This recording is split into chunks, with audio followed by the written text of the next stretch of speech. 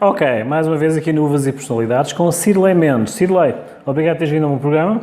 Eu que agradeço. Faz 2 anos que tivemos cá a Cirlei e desde então uma grande evolução na área técnica e aprendizado a nível empresarial da Cirlei. Cirlei, obrigado por teres vindo. Explique-me então como é que foi essa evolução.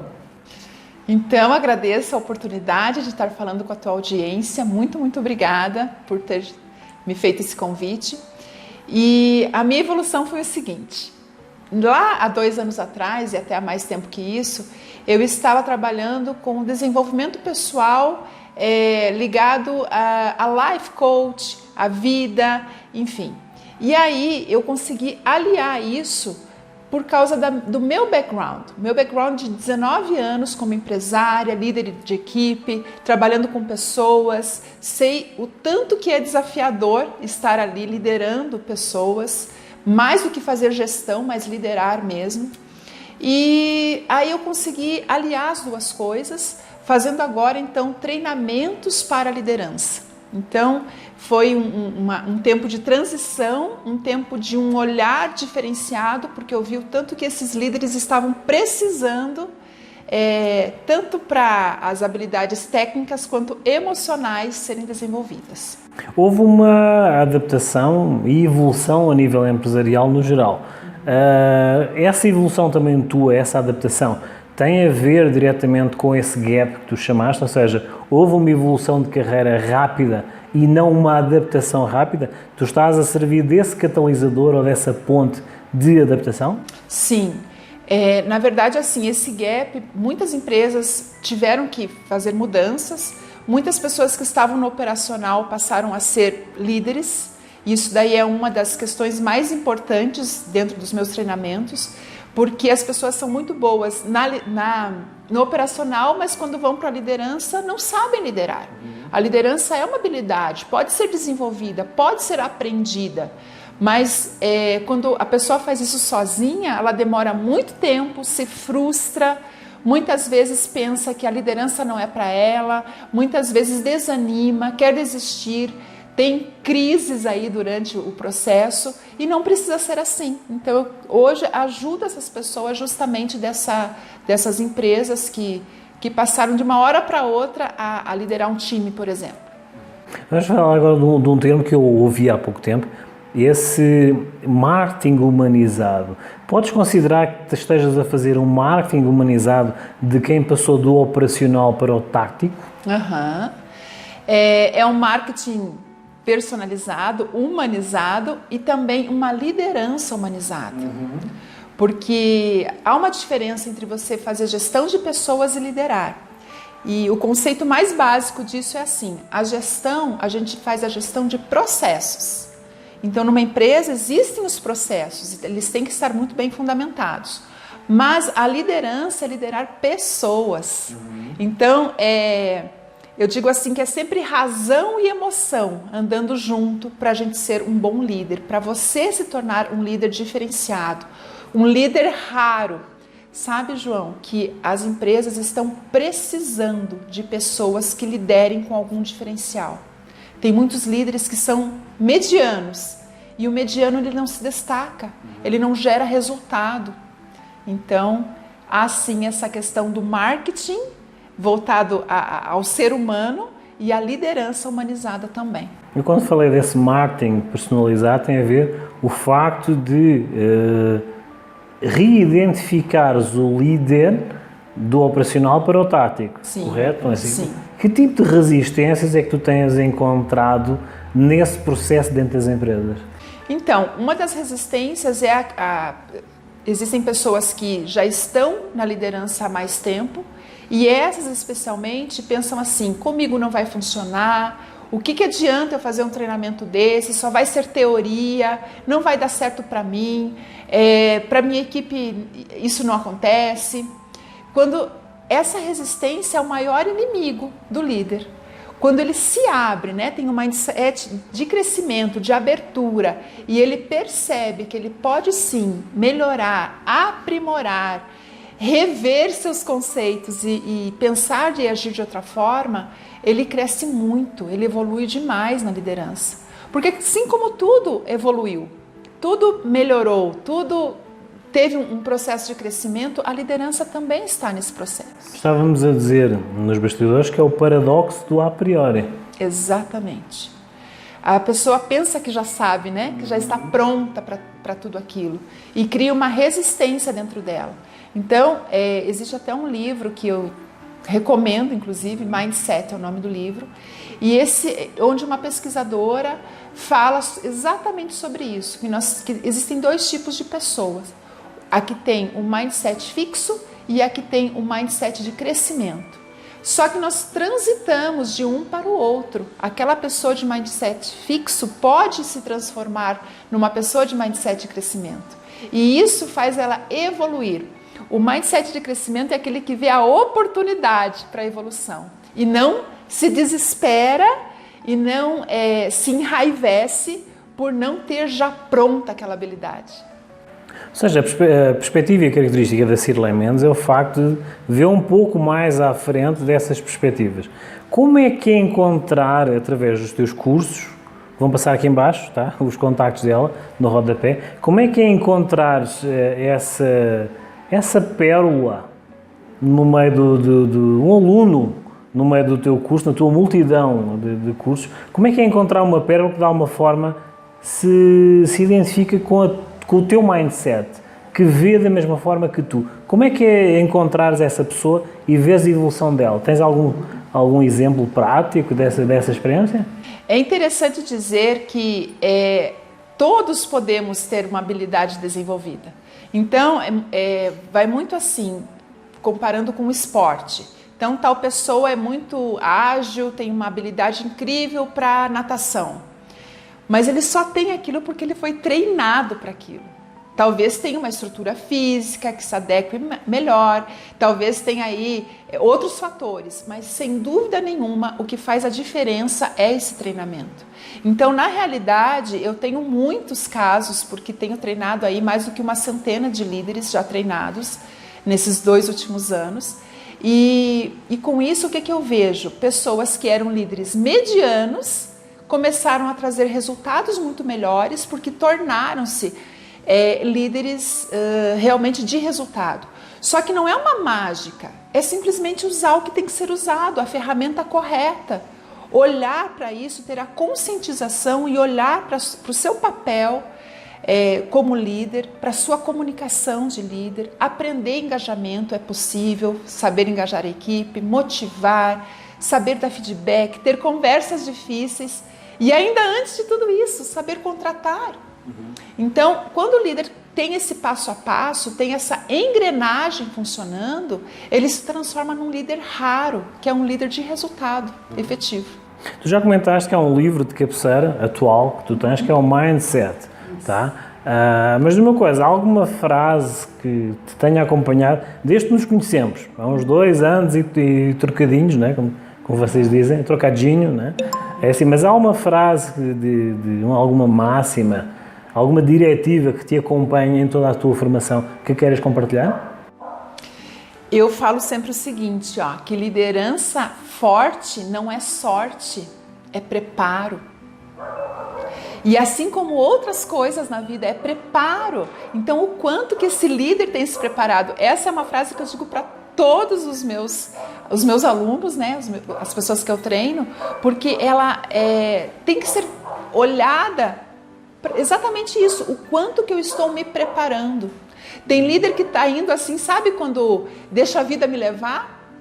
Que resultado ele vai ter?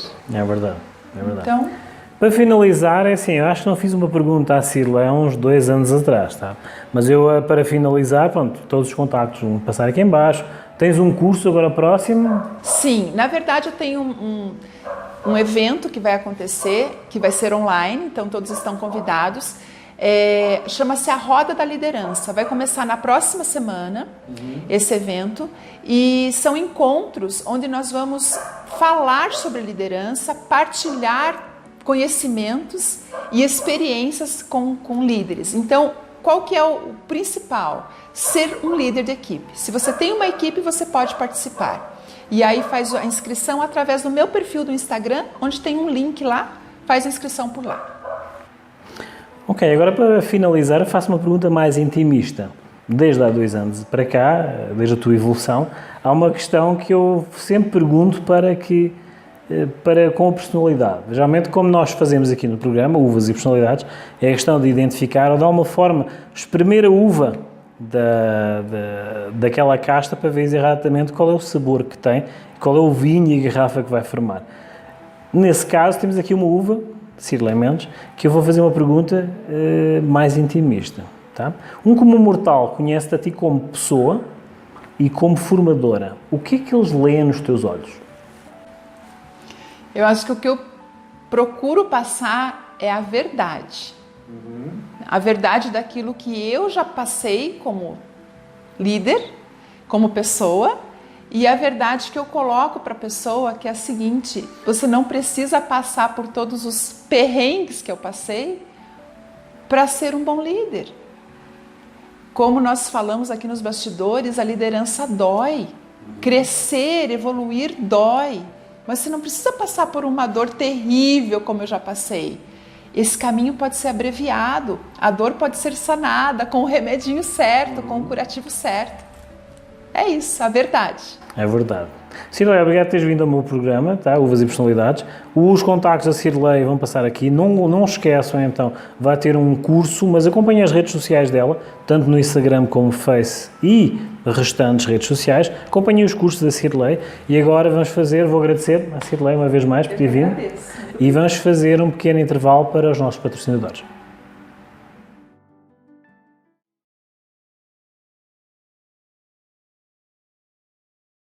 Hi, my name is João Carlos Farraba and I'm inviting you to see the new project of Maori Incorporated Construction, a new oasis. Nearby Curitiba, in Caiobá Beach, this is a new standard of excellence.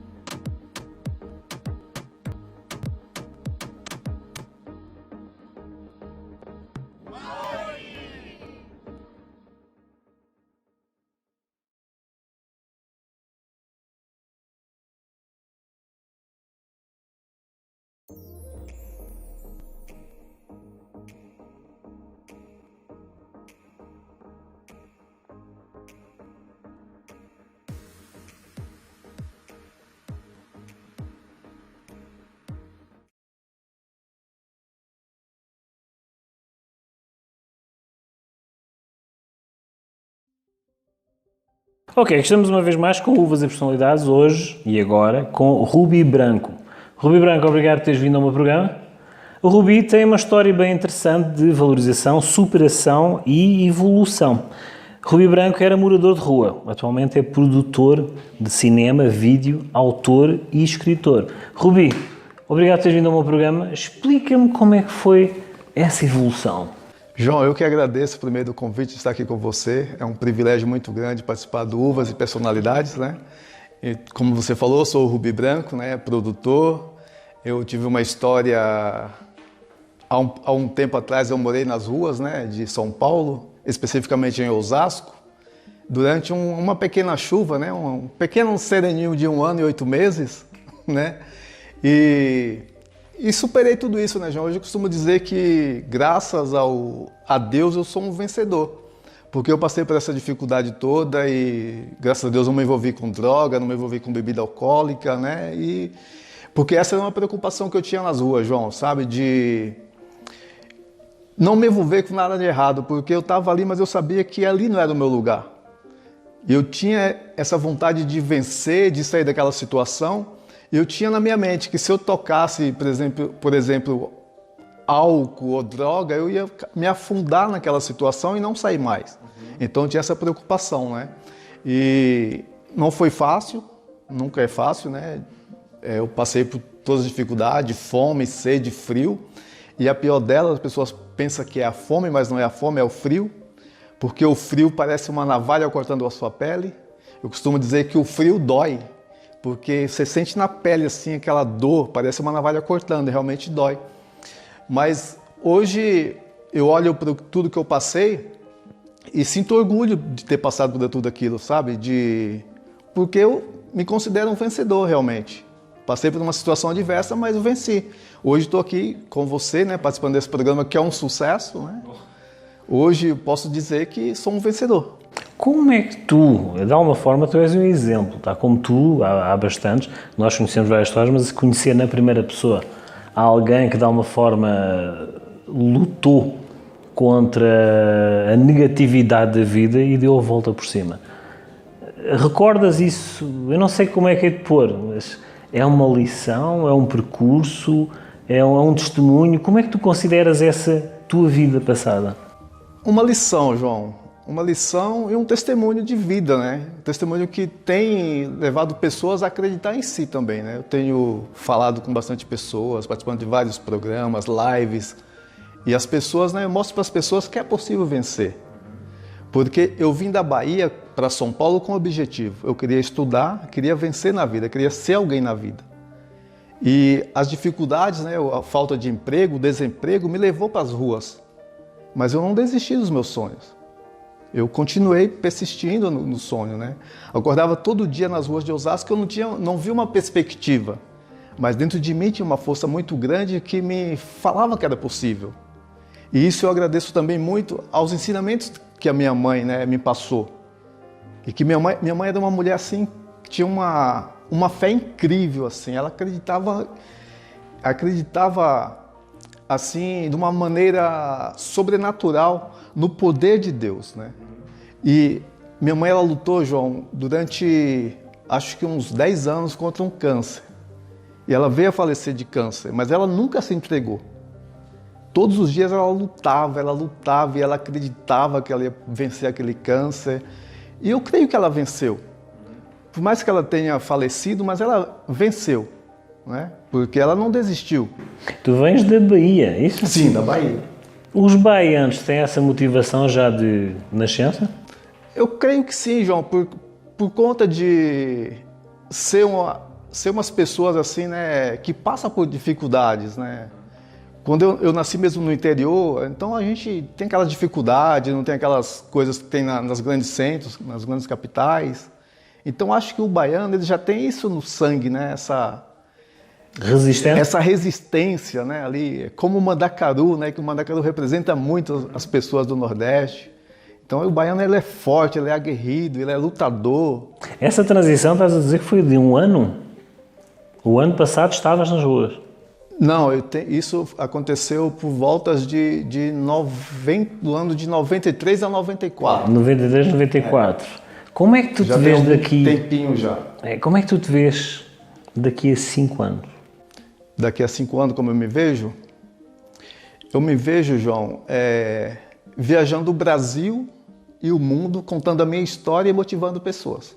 É que assim, eu fiz essa pergunta porque assim, todos nós, de alguma forma, somos exemplos para alguém. Sim. Não precisamos, como eu costumo dizer assim, não precisamos ser um rótulo, não precisamos ser uma garrafa, não precisamos ser... Porque nós somos uvas, tá?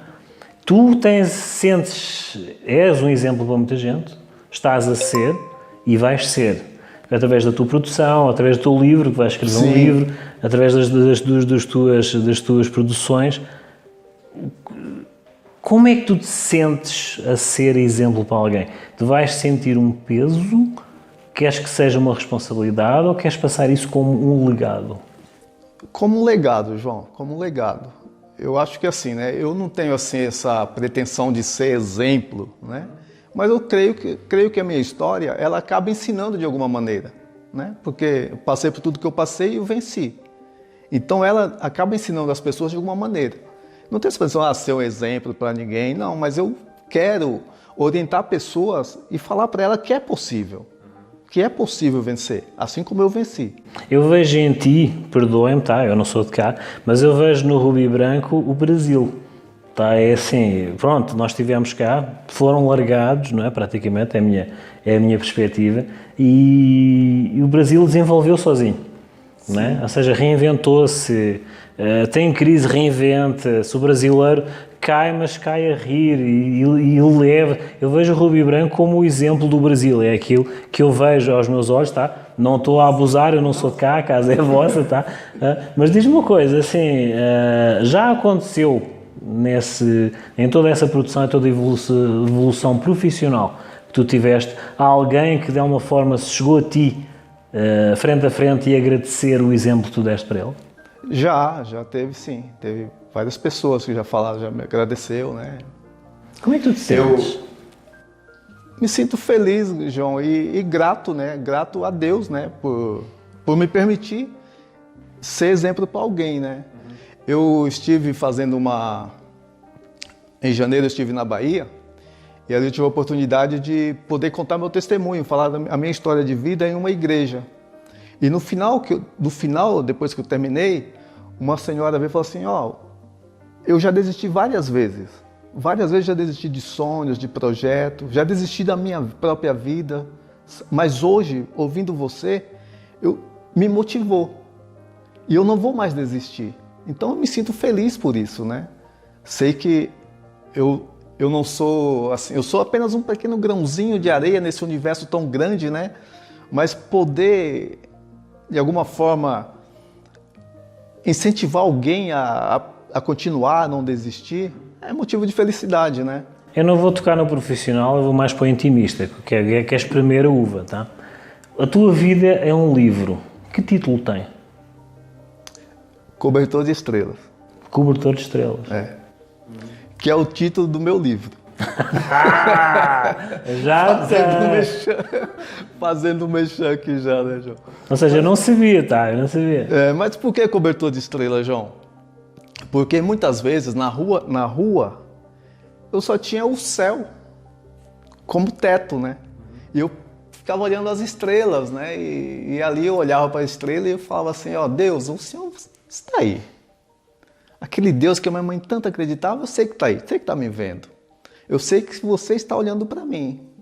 Eu não sabia nada sobre Deus, sabe? Mas eu tinha dentro de mim a certeza que Ele estava ali.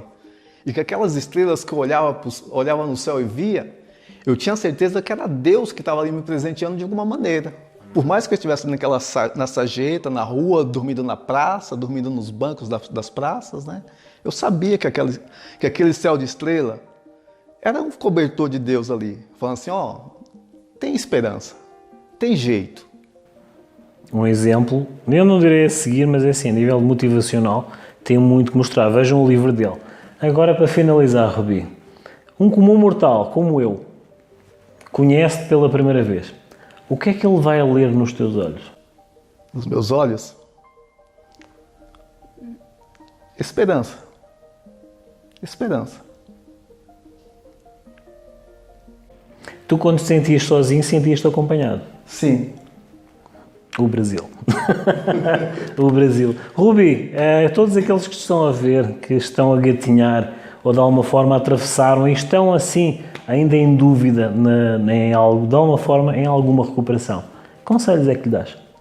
João, o conselho que eu digo para as pessoas é o seguinte, que elas não desistam e que de repente as pessoas querem fazer algo grandioso, mas tudo começa pequeno. Eu comecei a empreender sendo morador de rua. Meu primeiro empreendimento, minha primeira grande ideia foi como morador de rua e eu não tinha nada, não tinha nem onde morar. Mas eu tive a ideia de montar uma rádio dentro de um shopping. E eu fui até o shopping, conversei com a administração e consegui o espaço. Aí fui a um amigo que tinha o equipamento, ele me emprestou o equipamento, eu comecei uma rádio dentro de um shopping. Eu e um outro amigo, que eu conheci num trabalho fazendo figuração no SBT. E aí comecei. Então, aquilo que você precisa para começar está em você. As pessoas falam assim, se eu esperar ter dinheiro para começar a fazer um negócio. Não, não espere ter dinheiro, porque talvez você nunca comece. Não espere ter grande oportunidade, porque talvez você nem não comece. Comece com aquilo que você tem. O que você precisa para começar já está dentro de você. Força, foco e fé? Força, foco e fé. Então é assim, eu vou fazer o... Interrompido, força. E colocar Deus em tudo. Deus em tudo. De alguma forma ele está sempre presente. Sim. O livro dele, quando sair, nós queremos ter a oportunidade de o ter, devidamente autografado, tá? Lançamento, estamos à disposição para o Rubi Branco estar aqui. Rubi, as tuas redes sociais vão passar aqui no rodapé, os teus contactos também, para as pessoas assistirem às tuas produções, acompanharem o teu exemplo a seguir, de alguma forma, de evolução, resiliência e, como eu disse, força, foco e fé, tá? Rubi, muito obrigado por teres vindo ao meu programa. João, eu que te agradeço, para mim é um privilégio muito grande. E eu repito, eu acho que vi aqui a imagem do Brasil, tombando, mas sempre com um sorriso na cara e sempre com aquela força de reinvenção, resiliência, força e alegria. Rubi, mais uma vez obrigado.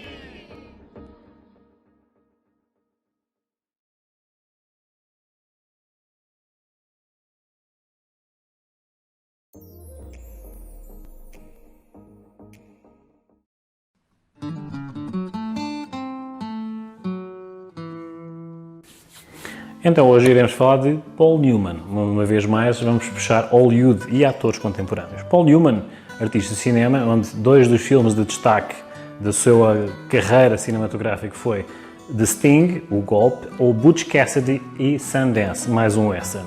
Paul Newman, com todas as suas peripécias de Hollywood, quando jovem, como era característico da época, de alguma forma, no final de vida, ou mais para quando se tornou mais maduro, criou uma fundação, a Newman's Own. Essa fundação tinha uma escala de 150 produtos, onde um dos produtos era o vinho, tinha um rótulo próprio. A Newman's Own era uma fundação onde, de alguma forma, sempre contribuiu para as instituições de caridade. Mas lá está, em 26 anos contribuiu para as instituições de caridade dentro e fora dos Estados Unidos, com um valor entre 250 milhões de dólares. De alguma forma, remissão de pecados nunca se sabe, mas de alguma forma o facto de contribuir e distribuir riqueza tornou, mais de uma forma, um ícone do cinema americano.